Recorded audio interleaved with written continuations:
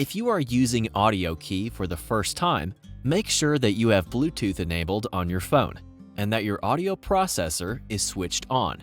The pairing screen should have automatically appeared.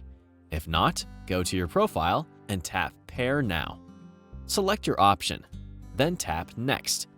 AudioKey will automatically pair with your device. Once your audio processor is paired, tap Next. Assign a user to the audio processor.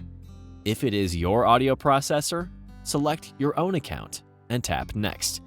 If the audio processor belongs to your child or someone you look after, then tap Create User, enter their name, and tap Create. Your audio processor should now be paired with AudioKey.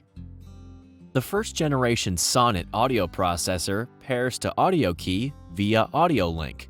Sonet 2 can be connected directly. If you are pairing via AudioLink, make sure AudioLink is switched on and is paired with both your audio processor and your phone.